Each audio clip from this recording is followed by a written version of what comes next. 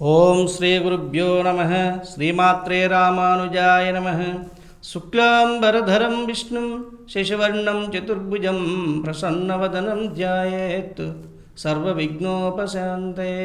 అగజామానన పద్మార్గం గజాననమహర్నిశం అనేకదంతం ఏకదంతముపాస్మహే. జై శ్రీమన్నారాయణ. ఈగల మీడియా ప్రేక్షకులకు ఈరోజు మనం చెప్పుకునే విషయం ఏంటంటే, కుజుదోషం ఉన్నది అన్నవారు పురుషులు కానీ స్త్రీలు కానీ, మేము కుజుదోషం ఉండి అలాగే కుజ గోచారంలో కుజుడు నడుస్తున్నా, లేకపోతే కుజహోర జరుగుతున్నా, అష్టంలో కుజుడున్నా, సప్తంలో కుజుడున్నా, ఇలాగ ఈ కుజుదోషం ఉన్నది అనేటువంటి విషయము మీకు తెలిస్తే ఆ కుజుదోష నివారణకి చక్కనేటువంటి పరిష్కారం మనం చెప్పుకుంటున్నాం. కుజుదోషం ఉన్నవారు మగవారు కానివ్వండి, ఆడవారు కానివ్వండి, ఎవరైనా సరే మంగళవారం రోజు చక్కగా స్నానమాచరించి ఉతికిన వస్త్రాలు ఎర్రటివి కానీ పశు వస్త్రాలు కానీ మ్యాక్సిమం ఉండేటట్టుగా చూసుకొని సాంప్రదాయ దుస్తులతోటి సుబ్రహ్మణ్య స్వామి ఆలయం దగ్గరికి వెళ్ళి శుభ్రంగా పాలు పోసి నీళ్లు పోసి కడిగి పసుపు కుంకుమ అన్ని బొట్లు పెట్టి ఎర్రటి వస్త్రాన్ని కట్టి తర్వాత ఆ స్వామివారికి ఎర్రటి పూలు మాల వేసి అక్కడే కూర్చుని సుబ్రహ్మణ్య అష్టకం చక్కగా 11 సార్లు చదవండి. ఇలాగ ప్రతి మంగళవారం కూడా మీరు ఈ సుబ్రహ్మణ్య అష్టకాన్ని పారాయణం చేస్తే మీకు ఉన్నటువంటి ఆ దోష నివారణ చక్కగా జరుగుతుంది. కుజుని యొక్క అధిదేవత అయినటువంటి సుబ్రహ్మణ్య స్వామి యొక్క అనుగ్రహం ఎప్పుడైతే కలిగిందో మీకున్నటువంటి ఆ కుజుదోషం పూర్తిగా తొలగిపోతుంది. ఈ విధంగా మీరు ఆ మంగళవారం రోజునే నువ్వులు బెల్లం కలిపిన ఉండలు, చిమ్మిలి ఉండ అంటారు, అవి 7 ఉండలు తీసుకోండి. 7 ఉండలు పట్టుకెళ్ళి ఆ స్వామివారికి నైవేద్యంగా పెట్టండి.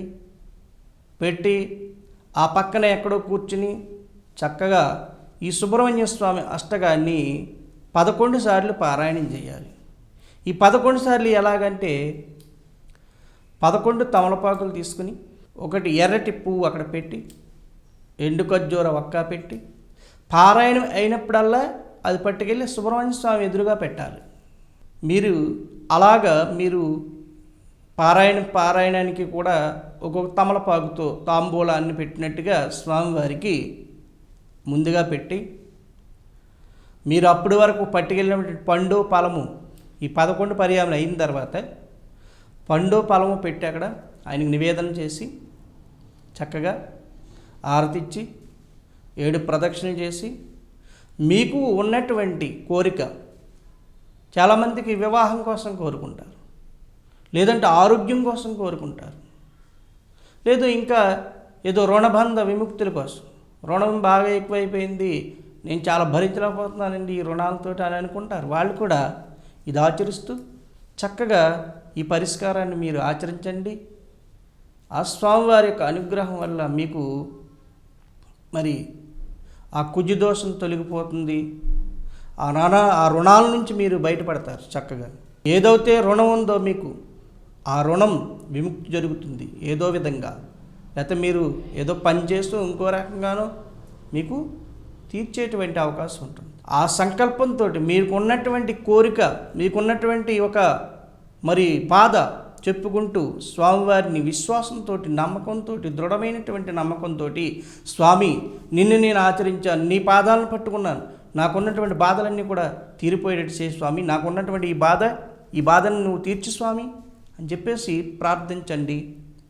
చక్కగా పారాయణం చేయండి.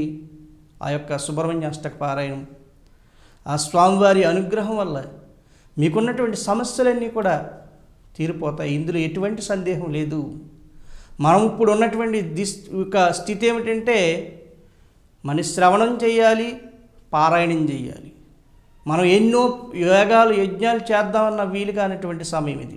ఎవరికారుగా ఏకాంతంగా చేసేటువంటి పనులు ఇవి. చక్కగా ఆ స్వామివారిని మనసులో ధ్యానించుకుంటూ చక్కగా పారాయణం చేస్తారు. ఆ పట్టుకెళ్ళినటువంటివి ఒకేసారి కూడా మీరు ఆ 11 అయిన తర్వాత అవన్నీ పట్టుకెళ్ళి ఒకసారి ఆ స్వామివారి దగ్గర పెట్టవచ్చు. ఒక్కోటోటి అప్పుడే అయిపోయింది అప్పుడే పెట్టాలనేటువంటి ఇదేమి లేదు. ఈ 11 అయిన తర్వాత ఆ స్వామివారి దగ్గర పెట్టి పట్టుకెళ్ళిన పండు, అరటిపండు, కొబ్బరికాయ ఏదో నివేదన చేసి ఆరతిచ్చి 7 ప్రదక్షిణలు చేసి ఆ స్వామివారికి యథావిధిగా మీరు మీ ఇంటికి వచ్చేసేయండి. ఇలాగ మీరు 18 మంగళవారాలు చేయండి.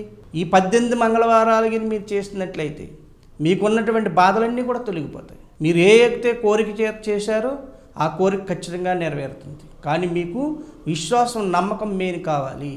ఏదో చేశాననే విధంగా కాకుండా దృఢమైనటువంటి విశ్వాసంతో, దృఢమైనటువంటి నమ్మకంతో నేను ఇది చేస్తున్నాను, ఆ స్వామివారి నన్ను అనుగ్రహిస్తాడు, నేను ఈ ఫలితాన్ని పొందుతాను, ఈ బాధ నుండి విముక్తి కలుగుతుంది, ఈ బాధ నుండి నేను విముక్తుని అవుతాననేటువంటి భావన చేత మీరు ఈ యొక్క కార్యక్రమాన్ని ఆచరించండి. ఈ యొక్క పరిష్కారాన్ని చేయండి.